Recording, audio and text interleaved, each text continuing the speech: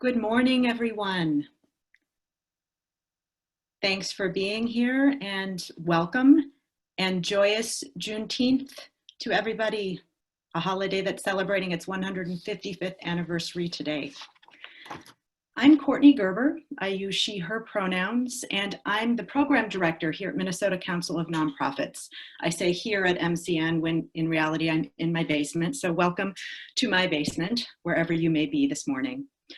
My job today is to offer a big thanks to Legal Corps and Springboard for the Arts for reaching out to MCN and asking us what we were hearing from nonprofits and their communities that attorneys needed to hear and possibly support.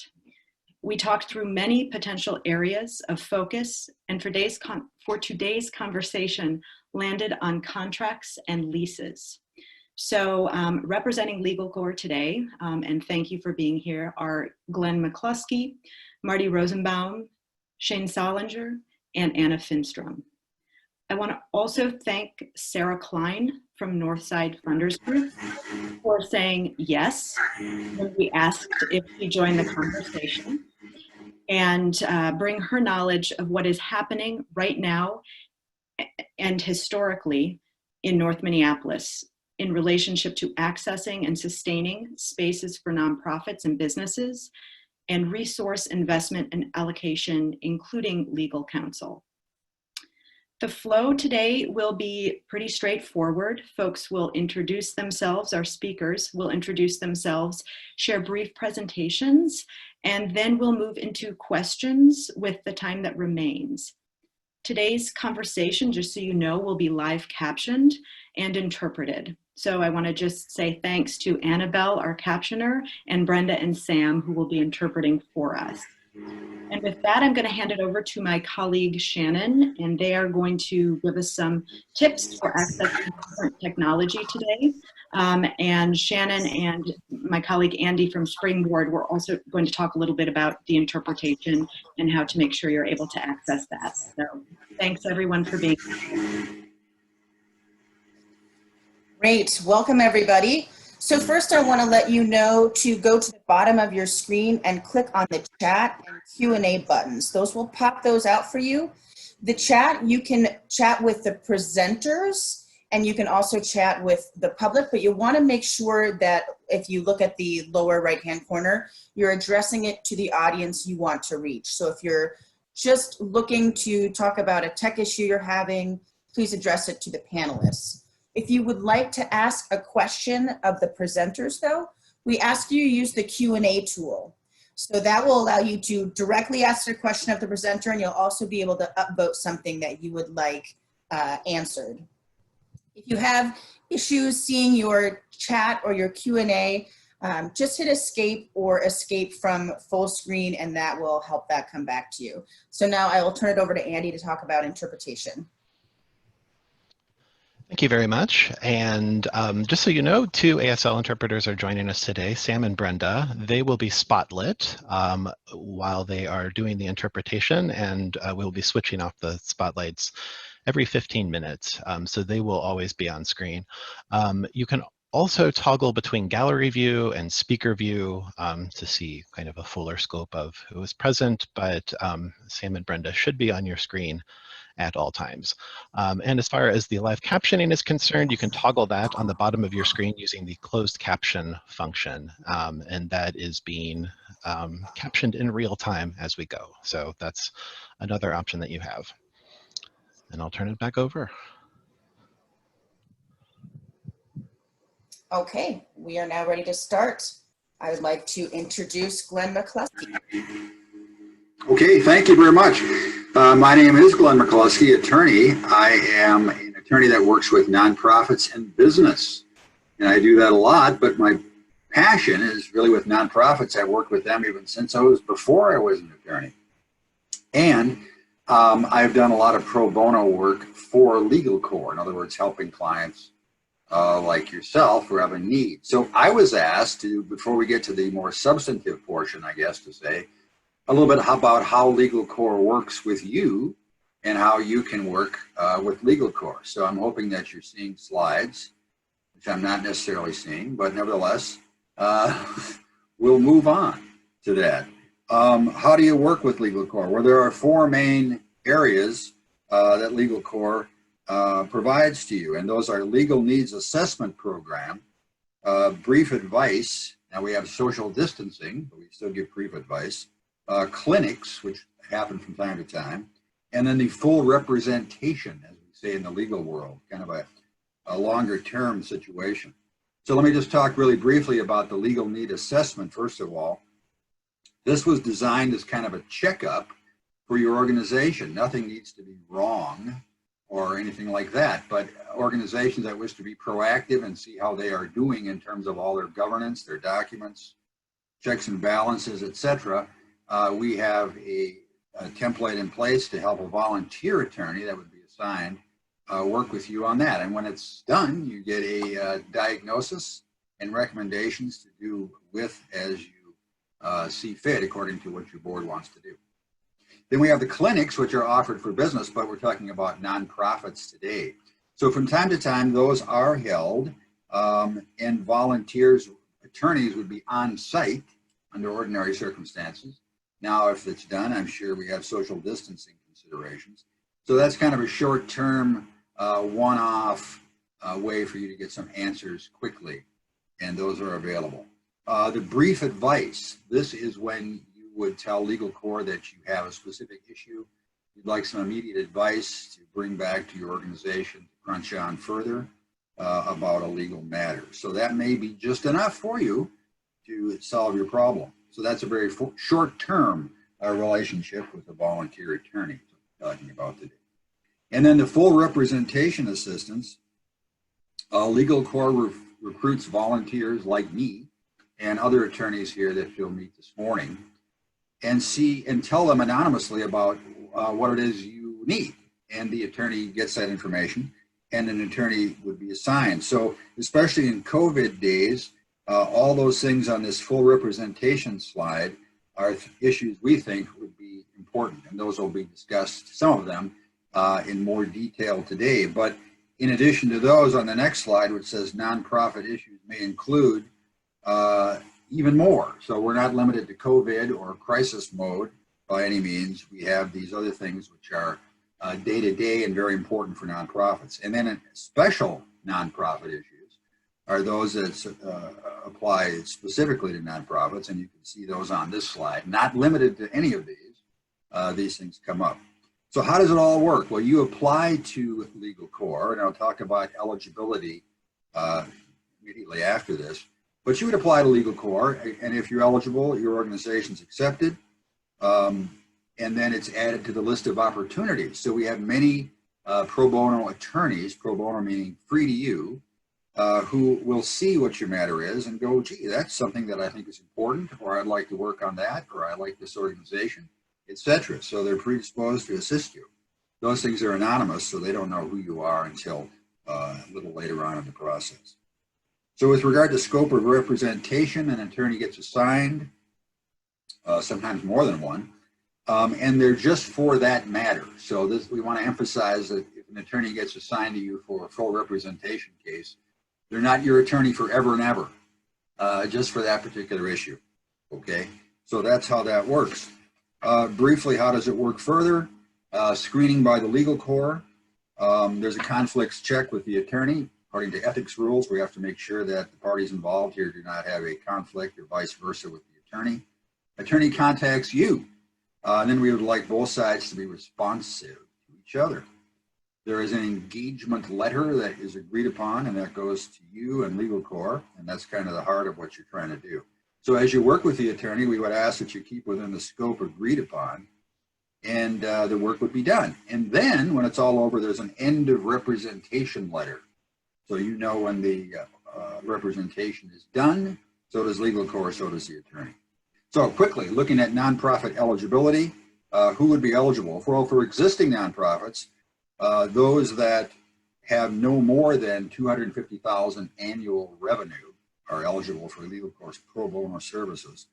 And for new organizations which are not yet 501c3s, we look at a 3-year projection, and it would be less than 50,000 per year in each of those projections. So that would be a small organization. And it's understood, though, that with COVID and unrest issues, Legal Corps will look at all comers, I guess, and if circumstances are extenuating, then you may also be allowed to be included. So Legal Corps used to work with more 501Cs than they do now, but now it's 501C3, which is charitable organizations, and the others not, because we need to focus. There's really about 27 different 501Cs. 3 is kind of the big kahuna, charitable organizations. And that's the one that we are focusing on. And then I've included some more tips with how to work with your pro bono attorney. Legal Corps asked me to do that. These are things that sometimes things go a little bit side because everyone's resources are limited. We would ask that you really, the expectation is that you'll work with the attorney, you'll communicate, and vice versa. You'll be responsive to get this work done. Decide what the work is, get that into the engagement letter, and you're kind of off and running. Talk about resources. This area is rich in pro bono resources, so we're all very lucky. And these resources are out there on various websites, including Legal Corps and Springboard and others. So those are there, and they are for you. And so lastly, how do you apply? Well, here is the link to apply for pro bono full representation. Takes you right to the Legal Corps site. You fill out the forms. There's a small application charge, which is refundable under some circumstances. And you can also give them a call. So those are how you work with Legal Corps, and I hope that you will take advantage of that and also the other resources that we all have to offer to you. So thanks for joining us today. I would like to turn it now over to Sarah for more information. Thank you.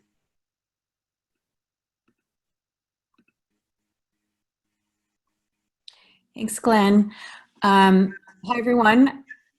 I'm Sarah Klein. I'm the Executive Director of Northside Funders Group. I'm not an attorney, so I'm not going to give you any sort of guidance around the specifics around legal counsel, except for some conditions that I think are really important to highlight. But I'm really here to share sort of what's been happening on the ground, particularly in North Minneapolis, why it deserves our attention, and the evolution of our work as Northside Funders Group. So Northside Funders Group is a funder collaborative, so we serve as an intermediary that regrants dollars. Our focus is specifically North Minneapolis.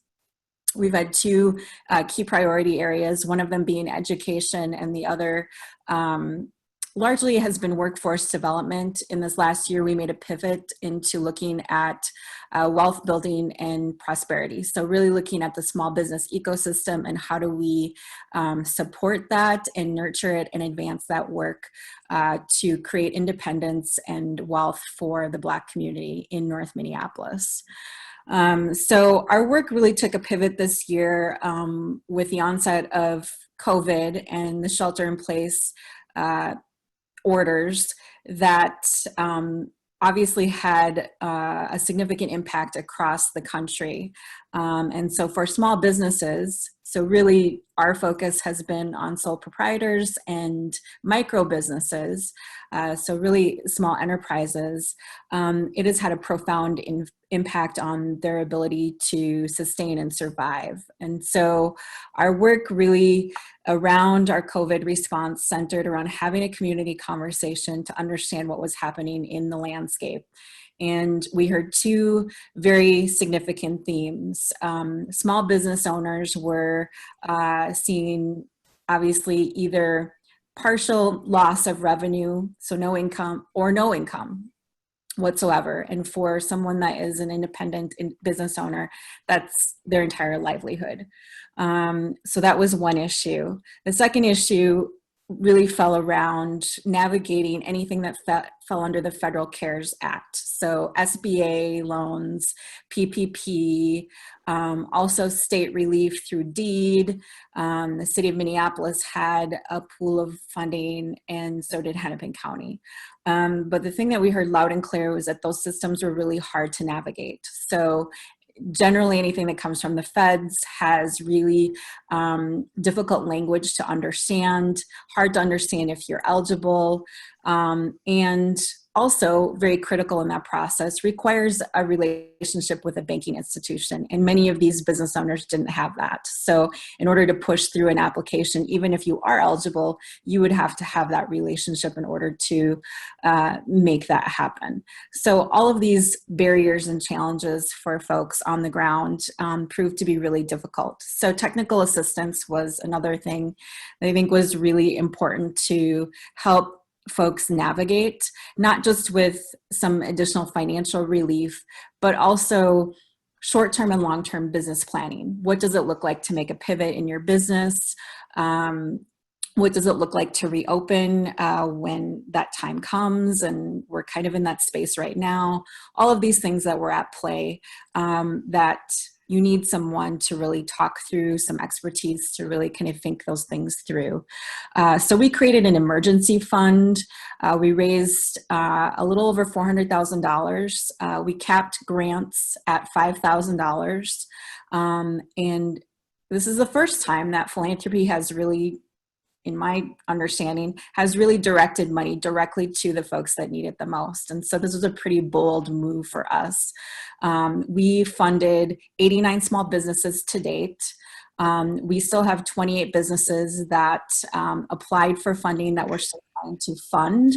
And that totals about $117,000. Most of these businesses are Black owned. So that was important to understand too, in terms of the challenges with who really had access to the SBA, to PPP, and who was actually shut out of it, because that was the feedback that we got from a lot of these business owners, that they couldn't access any of these programs, and also didn't have an appetite for a loan product, right?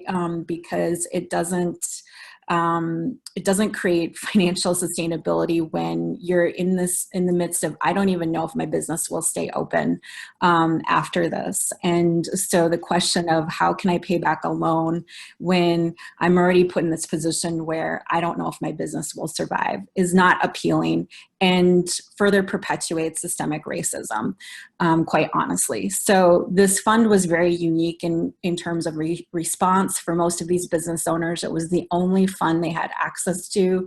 It was money that was free and clear. There were no strings attached, and we didn't ask how they were going to use the funds. They could use it freely to pay for their own income, to pay for supplier expenses, rent or mortgage, to pay employees, whatever the business related expenses were, they could use that money freely. We were still in the midst of our COVID response when the murder of George Floyd happened and the subsequent uprising that occurred across our city. And I remember very distinctly being on West Broadway ready to clean up on Friday, May 29th, and seeing firsthand the devastation across the corridor, and really having a conversation very informally with my partner in this work, Felicia Perry, who's the executive director of the West Broadway Business and Area Coalition. And her just saying, we need a way to raise funds. We got to figure this out. People are asking, help me out here. And so we very quickly converted our donor link to include and expand our relief efforts to include damage from the uprising. And so that is really the point when our work took a turn and evolved into something that neither one of us imagined. So just to put some context around this work, we are two women that don't have any staff. It's just the two of us. We have a marketing budget of $0. And to date, we've managed to raise over $3 million. So it's pretty amazing in and of itself. And we've talked a lot about the need to tell that story in and of itself, separate from this. But with that comes some significant responsibility, right? Because we're in this space now where folks are wanting to contribute to Black-led movements, Black-led organizations. There's this big push in the community to do so. And lots of us have rallied around that and showed our support, putting our money out there. And now we're in a space where all of a sudden the tide has shifted to ask for and in fact demand accountability for those dollars. And it raises a lot of questions around anti-Blackness, about systemic racism, because in most certain circumstances, when there are organizations, nonprofit entities, 501c3s that raise significant dollars, and we know those institutions, I don't need to name them, we don't bat an eye, we don't ask questions about how those funds are being used. We don't ask or question the credibility of the organization or the leaders, yet somehow we're in the face of this and in the midst of this. And both of us have gotten those questions demanding from donors what we're going to do with those funds. It's only been a little over a couple of weeks. And in the midst of that, there was still unrest across the city.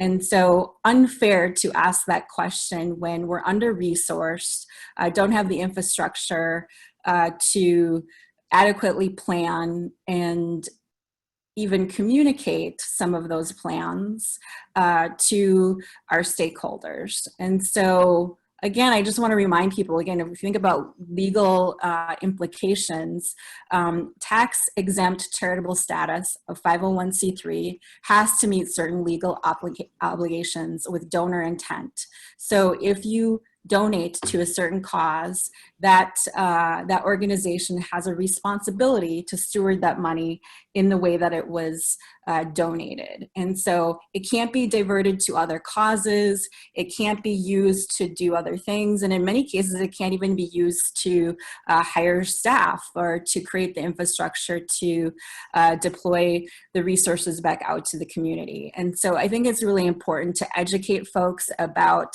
the restrictions, the timeline, the need to invest in infrastructure of organizations to take on these major projects and initiatives to ensure that community gets what they need. And so I think that's important, again, from a legal perspective, that donations have certain restrictions. In many cases, you can donate unrestricted to an organization. I think that's the preference, because then the organization can decide how best to use those resources, again, to make sure that they're in fulfillment of the mission or the cause at hand. So I think it's important to understand that and to raise and elevate the questions around why we're questioning that right now, and how it perpetuates systems of racism and oppression. One of the things that we're seeing on the ground with all of this damage is insurance navigation and a high level of expertise around that. Many of these small businesses have no insurance, have questionable insurance policies, so not sure how to navigate that. In some cases, we're hearing on the ground that riot activity isn't covered under some policies, so any damage that happened as a result of that may or may not be covered. On top of that, predatory insurance agents are coming into these neighborhoods and taking advantage of really a very vulnerable community in this moment. And so a lot of folks that don't know who to trust. Is this a legitimate insurance company? Are they here to protect my interests? Are they here to do good? And so that is a huge need right now in the ecosystem and the landscape across the city for small businesses. So I think that's important to name. I think the other thing that we're seeing in terms of financial relief, current systems don't help BIPOC owned and led small businesses and nonprofits. We can't continue to perpetuate loan products and diversion of dollars or placing certain restrictions. I've been asked the same question around, well, how are you going to use these dollars, and can you use them in a specific way, instead of just giving us the dollars and trusting us to use them in the way that we see fit. That's not helpful in this moment. It is a time if there ever was one, to trust community to do what they need to do in order to restore, repair, rebuild on their own terms. This should not be dictated by people that are outside of those communities. And that seems to be what's happening. And it's important to be helpful, but it's also important to ask how we can be helpful and how we can deploy resources to navigate this system and this situation that we're in. So I think it's important to name that. Again, I think one-time investments and allocation of resources, including legal support, that's not the fix. There's a momentum now, but that must stay the case for the long haul.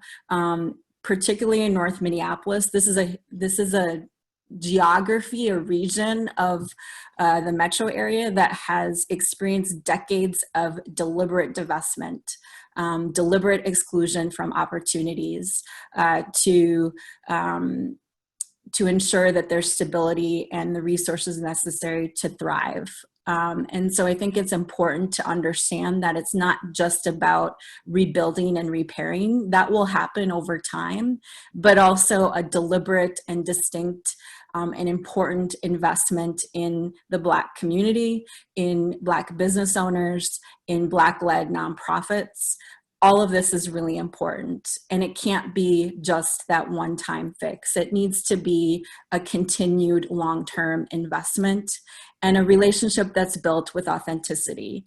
Again, asking those questions about how we can be helpful, what do they need in order to continue to do this work, to expand and grow and thrive and sustain, instead of imposing what oftentimes seems like help, but really imposing restrictions and terms and conditions that are not in the best interests of the community.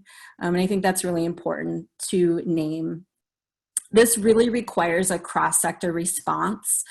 Philanthropy definitely has a role in this response to deploy financial resources, but can't do this on its own. It's going to take government, private sector, philanthropy, all of us in this together to restore the community, and to do it right and to do it well is really, really important. I think it's also a time to consider reparations and what that looks like, and to call on our legislators to take action and start having those conversations about what that would look like and what that would mean for the communities that have experienced this long-term divestment.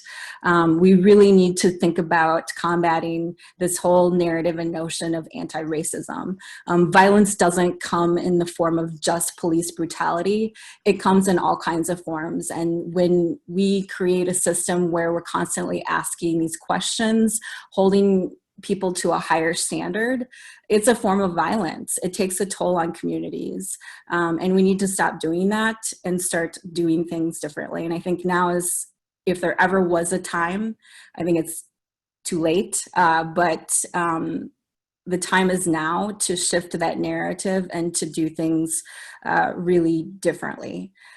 So that's my call to action. And again, thinking about all of these systems and how we can be really helpful. Thank you for the opportunity to share. I'm going to turn it over to Marty and Shane. Great. This is Marty, and I'll start out. Thank you so much, Sarah, and thanks for all the work that Northside Funders Group is doing, and for all the other partner organizations, particularly Legal Corps today, but also the others. Really important work. And I do want to talk just briefly about Legal Corps. Glenn did a great job of sharing what Legal Corps can do for nonprofits. And it's staffed by business lawyers like Shane and me in the community. But I also really wanted to emphasize that Legal Corps is spreading the word to the communities that have been affected by the social unrest lately, and also by COVID-19 in underserved communities. So not just nonprofits, but if you know of small businesses that could use our services and some of the advice that we're describing today, please go to legalcorps.org and we're trying to spread the word of that.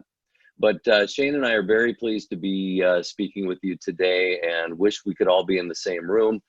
Brief introduction. I'm Marty Rosenbaum. My colleague Shane Solinger is also speaking. We're both business lawyers in the corporate group at Maslin Law Firm, which is a good-sized business firm representing businesses, usually located in downtown Minneapolis, but now coming to you from our homes as well. And we have some bios in that are in the materials that will be shared, I think, after this program. Shane and I only have a short time to talk about some topics that could take a while. Could we get the next slide, please? Great. Yeah, the topics we'll be touching on today, and I do mean touching on, first, contractual obligations in the COVID-19 crisis. That's our main topic, and we're trying to provide useful advice to nonprofits in particular, but again, it can also be for businesses, and some of the same things apply. We're going to focus on the COVID-19 crisis, but also touch on the damage caused by the recent social unrest. We are not specifically addressing leases. Again, we don't have a lot of time, but these concepts will apply. But the next speaker, Anna, will also be talking in more detail about that. But our basic topic is how performance gets excused, and what we understood was a topic of great concern to a lot of the nonprofits in town. Are event contracts or commitments that these nonprofits may have made. And so Shane will be talking about that in particular, and clauses in the contract to look at. I'll talk a little bit about the role of contracts and business lawyers in interpreting and contracts and helping businesses and nonprofits deal with their relationships with other parties. Shane will be talking in more detail about the force majeure clause, which is the clause that we really look at in terms of unexpected crises like the ones we're experiencing. But then there are other defenses to performance, and I'll try to touch on those if we have time. Let's get the next slide, please. Okay, so just wanted to talk briefly about the role of contracts and business lawyers. I've been involved with Legal Corps for many years, both as a volunteer and a board member.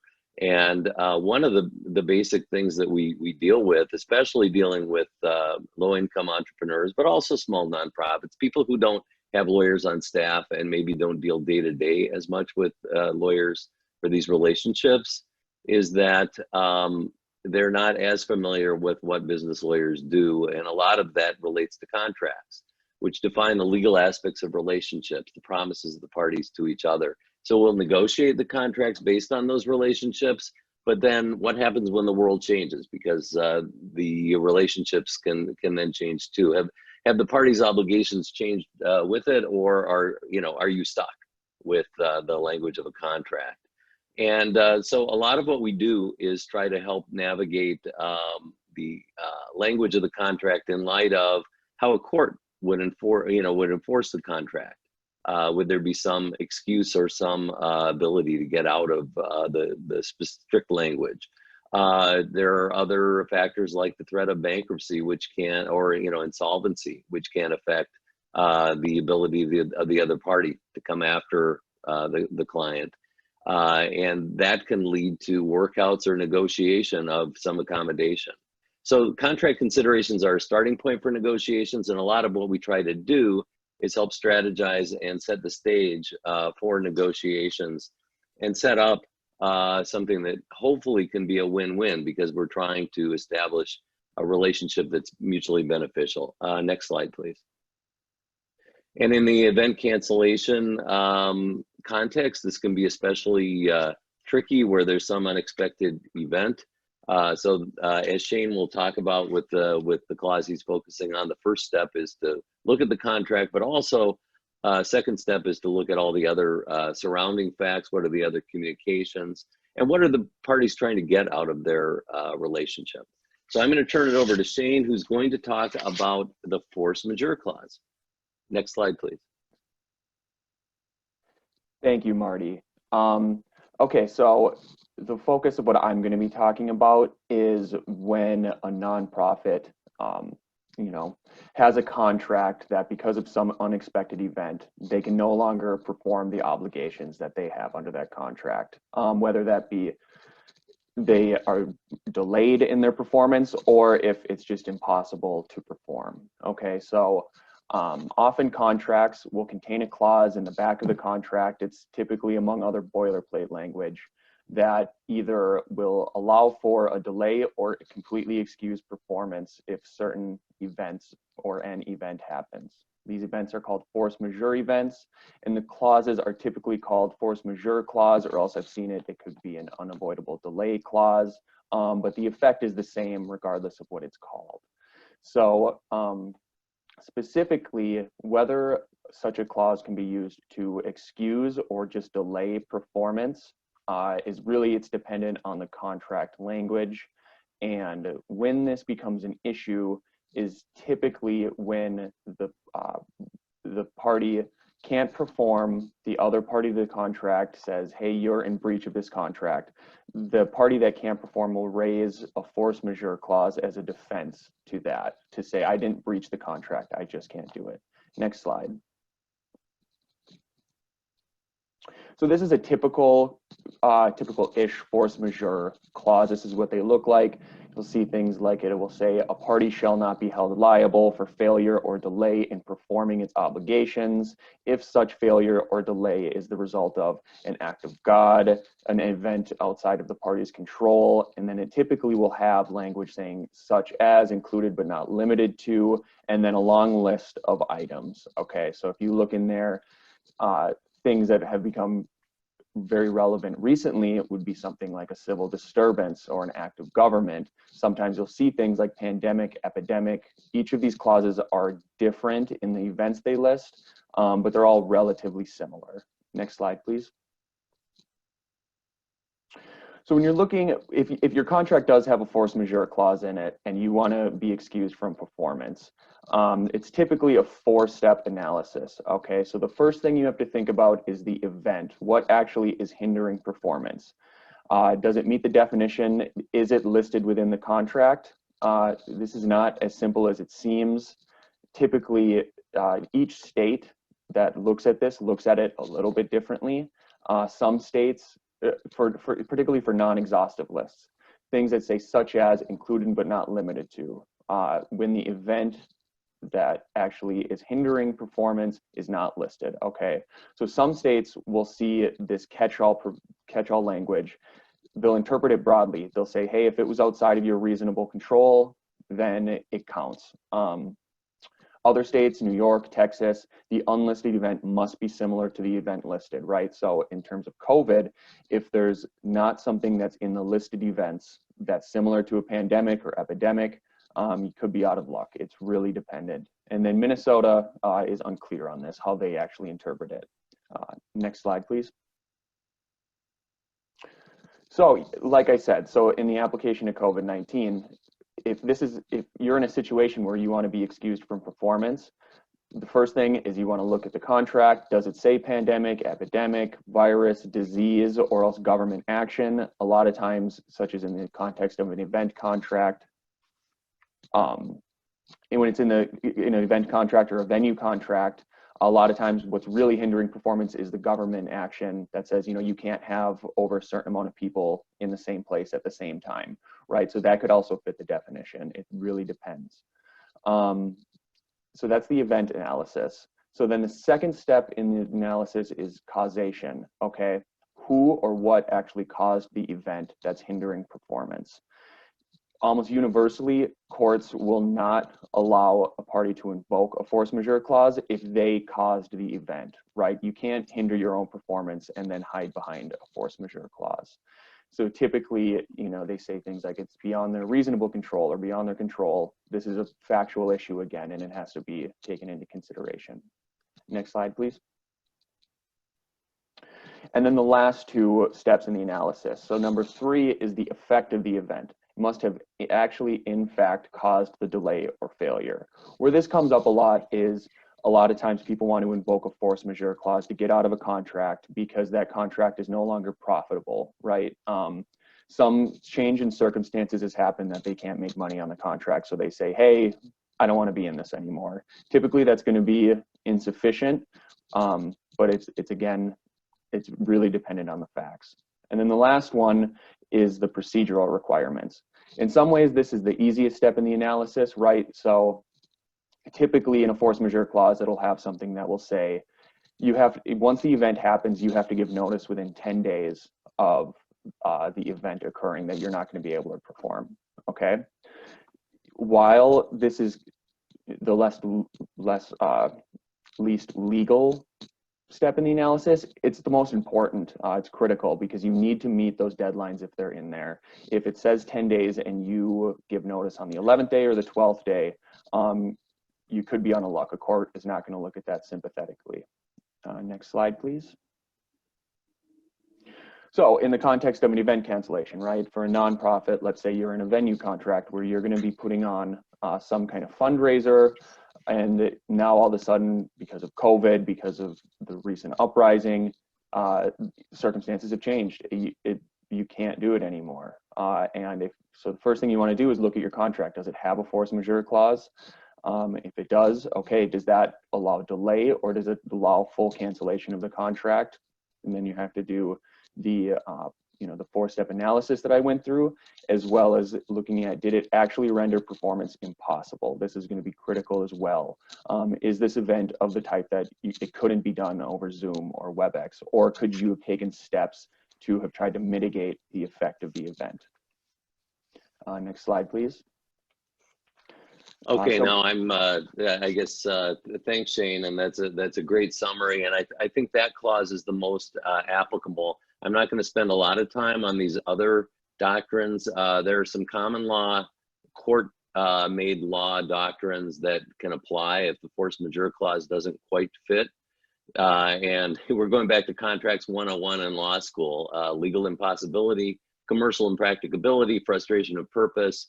It's just important to know that there is some room for interpretation. If you have the opportunity to, there's a real issue and it's got a financial consequence to the nonprofit or the business, to be able to seek advice from maybe a volunteer lawyer at Legal Corps or some other counsel can help with the negotiations, because if there's a credible argument that there's an excuse for performance, that's helpful in negotiating with the other party, whether or not the party would win in court. And some of the things are getting, people are really focusing on the force majeure language. I've even seen some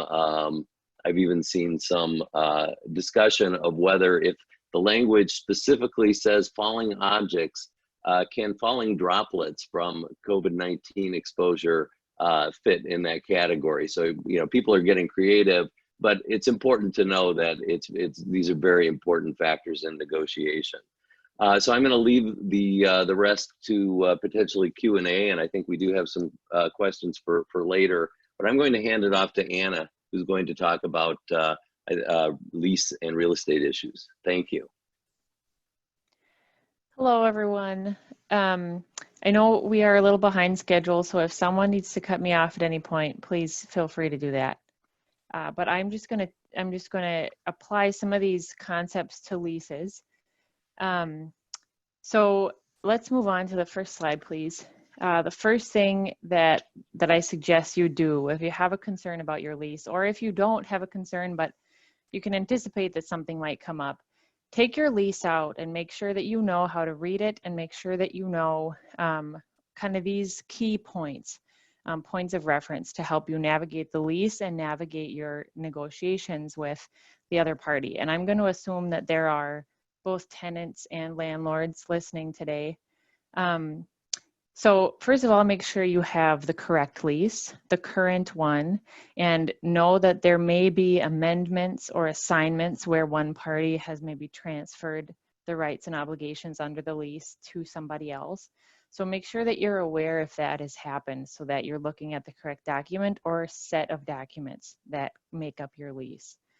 The next thing to do is make sure you know who the parties are. So it might just be a simple landlord-tenant situation, and you might know exactly who your landlord or your tenant is, but it might be more complicated than that. For example, if you have a sublease, there might be kind of multiple parties who need to negotiate together and if the lease needs to be modified, or if there's some disagreement about how the lease should be functioning. Then I would say look in your lease to understand if there is a specific way that you're required to communicate with each other. So I've never seen a lease that says you're not allowed to pick up the phone and have a conversation if you know who the right person is. But if you're going to start making substantive changes to your agreement, if you're going to try to amend or modify the lease, a lot of times there will be a provision that says you have to do it in writing, and that you have to put certain people on notice through a certain means of communication. So a lot of times there will be an office address and you have to mail a formal notice if you're trying to trigger certain rights or enforce obligations under the lease. So look for that. Next slide, please. Then I would say make sure you know what the term of your lease is, whether it's a month to month or whether it has a term of a certain number of years, because knowing what the term of that lease is might affect the creative solutions that the parties could come up with about how are we going to navigate these changed circumstances. You know, if we're just trying to get by for the next 6 months, maybe you can come up with something that will work. But if you're just starting a 10-year lease, you're going to need a different kind of a solution. And then finally, as Shane and Marty mentioned, this is a lease is a contract, and so everything that was talked about in the previous section also applies to leases. You may well have a force majeure clause in your lease, and some of those same principles about interpreting the contract will apply. Next slide, please. So then I would just say, as you approach negotiating, if you do encounter a problem with your lease, the basic rule is that the lease, the document itself, is going to govern what the rules are, what the rights and the obligations are of each party. However, and this is different from a lot of residential lease issues, there's not a whole lot of default requirements, and so parties to a commercial lease are usually free to make their own agreements based on their needs and priorities, as long as they can agree and as long as they can document any changes that they're going to make to the existing lease. So I would say know what your lease says, because the other party is going to be entitled to hold you to the terms of the lease, but also think creatively and know that the lease could be modified if the parties can come up with some mutually acceptable solution. And under these circumstances, I'm going to suggest that in many situations, that's going to be the best outcome. You can always sue each other in court, in housing court, and sometimes that has to happen. I'm not suggesting that that's never necessary. My job is dispute resolution, and we go to court a lot. But a lot of times we want to avoid going to court, and we want to come up with a solution that everybody can live with. So I would say go into your negotiations with that in mind, and then document everything. This is kind of separate from what I was talking about in terms of formal notice. If you're making a change to the lease, document even your negotiations process. Phone calls are great, but make sure that you follow up with an email that says, we just talked about this, here's an idea we had, we're each going to follow up with this information. And then if you do decide that you're going to actually modify your lease, make sure that you do it in writing and that everybody signs and that it's very clear. Okay, so I'm just going to kind of click through. Let's move to the next slide, please. Thank you. These are some provisions that you should look for in your lease if you are anticipating a problem and you're looking for some creative solutions. Rent abatement is just kind of the basic principle that a certain amount of rent, or potentially the entire amount of rent, might not be owed for some period of time if the premises isn't actually usable or available. Now, that's not a default rule, so it's not built in to every lease that that a rent abatement is necessarily going to be allowed if the property is damaged or closed, but the lease might provide that. So you're going to have to read the lease.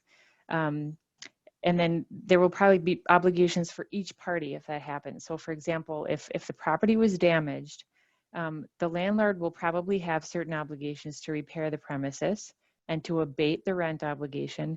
And then the tenant's going to have obligations too, like to cooperate in terms of vacating the space so those repairs can happen, and then to come back and to restore the space to its pre-existing condition, which might involve replacing damaged furniture or fixtures, because the landlord will have an interest in having the property look and operate the way that it did prior to the damage. Next slide, please. So most leases, and I even venture to say every lease, is going to tell you exactly what constitutes a default, meaning what are the things that each party could do that would cause them to be in violation of the lease. And commonly, you know, the most common default by a tenant is failure to pay rent on time. And a very common default by the landlord is failure to maintain the property in good repair. And again, that's not like a default, that's not built into every single lease in a uniform way. You're going to have to read your own lease to know what those obligations are. So for example, in a residential lease, the law provides that regardless of what the lease says, there's a certain standard of habitability that a landlord has to maintain. A landlord's not allowed to rent for residential purposes a property that's not livable. But it's different in commercial leases. The parties can agree to what is the standard that we're going to require for this building to be in good repair. So read your lease to know what that means and what each party's obligations are there. All right, so we've got 2 minutes for me to wrap up, so we have time for questions. So I'm just going to push ahead real quickly. Something I will note that's really important for everybody: look in your lease to see whether there's a provision about self-help by the tenant. Now, some leases specifically allow tenants to do their own repairs, and it provides a process for how you're going to settle up later. Some leases actually prohibit self-help, and a tenant is not allowed to do repairs and could actually be punished for doing repairs in terms of having later financial obligations back to the landlord. So read that really carefully and be in touch with your other party before you move ahead with making repairs. Make sure that everybody agrees that this is how we're going to do it and this is how we're going to settle up. Finally, I would just say, read your lease to know whether you have an obligation to be actually occupying the space and actively doing business, and conversely for the landlord, whether you have said that you're going to enforce a certain level of occupancy and activity. For example, you know, have you required, has a tenant been required to operate during certain hours or days of the year? And if everybody knows that that can't happen right now, everybody should be communicating about that.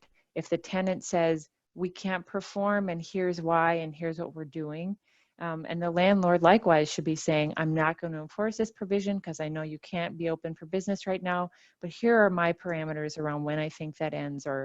And the purpose there is so that if you have a disagreement about how you understand the current conditions, that you're aware of it and that you can work through it so that someone's not on the hook to the other one down the road without realizing that we've had a different expectation for the last 6 months.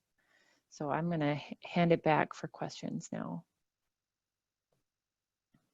Thank you to all of our speakers. Very much appreciate you. We've got a few minutes here for some questions, and I apologize we won't get to everyone's questions, but I'll do my best here to get a few out there. A couple are coming in around clarification with force majeure, and also some questions around landlord relationships and lease negotiations. Here's a question from Rita that is, what if we do not have a force majeure clause and it's pandemic time? Can we still get out of the contract? Maybe. Possibly, yes. So if there's not a force majeure clause, then that is where the other common law doctrines that Marty briefly touched on will come into play. Basically, those are court-made law that act very similarly to a force majeure clause in effect. So, for instance, I don't have my video on. So, for instance, there's a doctrine called legal impossibility. In essence, it's the same thing as a force majeure clause, right? So the argument is that I no longer can perform. It's impossible for me to perform under this contract. I shouldn't be held liable for not being able to perform. And then there's also frustration of purpose and legal impracticability. These are pretty nuanced concepts. If you really want to invoke them, if there's no force majeure clause, usually it's going to take some kind of legal advice on these to really be able to use them. And I'll chime in also. This is Marty, and yeah, exactly. But there's a pretty high bar for those. It's much better if there's a force majeure clause. And so again, it's a matter of at least being, knowing that there may be some wiggle room and using that in negotiations. Just to emphasize for the non-lawyers, the clause does not have to be called force majeure. Sometimes it's not. It could be called something else and still have similar provisions. Great, thank you. Okay, a question here around lease negotiations, particularly with rent. And this is from Jan. Do landlords have any responsibility to reduce rates when there's an abbreviation here that I'm not familiar with. USF for an office is smaller than what is allowed for 2 persons to occupy with adequate social distancing due to COVID-19. I can address, I'll just say, as in almost every other area of the law, we don't have a lot of precedent about pandemics. And so a lot of these questions are new to the courts and we don't have answers yet. But I would say it depends on what your lease says. So this would be kind of a rent abatement situation, and you might find that language actually in your lease. It might say rent would be abated, or it might be a heading called rent abatement, but it might use other language too. So I would read it and look for something that says, if the space is not usable for some reason, or could be, if there's a government restriction that affects the usability of the space, look for that language in your lease, and your lease might tell you that rent will be abated, or it might not tell you. And in that case, this is kind of what Marty and Shane were just talking about. If the lease doesn't address it, the courts might have something to say about it if you got to the point of being in front of a judge, but we don't know yet exactly what they would say, because we've never, most courts have not had to rule in pandemic times before. So we don't know exactly, but I certainly think that in your negotiations, it's a reasonable argument to make that you don't have full use of your space because of the restrictions around social distancing. But, read the lease first, and beyond that, we really don't know for sure, and we'll be learning as we go.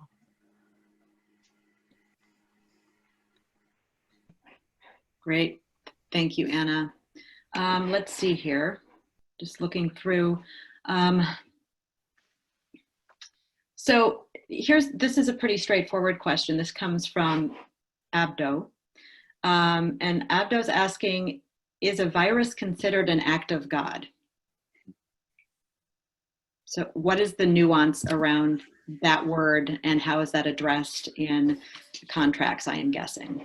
Sure. So this, again, like Anna was saying, these are unprecedented times, so there's not a lot of case law out there to really be able to say definitively yes or no.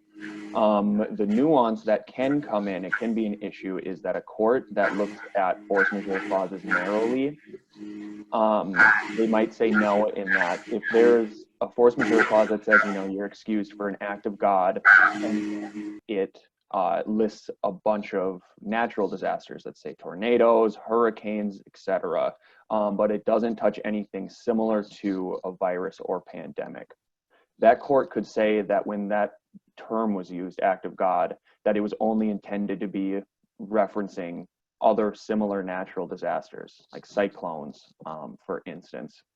So it really depends, and there's just unfortunately not a ton of case law to hang your hat on right now. But also in that laundry list that Shane included, the example of a force majeure clause, there were a couple highlighted phrases. One of them was act of government, and that's not that common, but I found it in one that had been negotiated a couple of years ago that we were looking at. Someone else had drafted it. The language is always very different, and a lot of people didn't focus on it for years. I'm sure they will more now. So act of government doesn't seem like it's similar to a virus or a pandemic, but actions that are mandated by the government in response, you know, could be. So you're starting to get closer there. So that's the type of process we would go through in looking at it. Great. Thank you, Marty. Thank you, Shane. We are a little after 11 here, so I think we're going to begin to wrap up. There were a few asks about recording and slides being shared, and both of those things will be shared with you. So it usually takes us a day or so turnaround, but those will be available to you. And in the spirit of what Sarah was saying earlier, about asking how we can be helpful and what's needed for continued and sustained work for all of you who are here today and listening to what Legal Corps can offer. Don't be shy in your survey. Let us know what would be helpful to hear about next, and we will do our best to support you in that work. So thank you to our presenters. Thank you to everyone who attended. Happy Juneteenth and be well. Bye-bye. Thank you.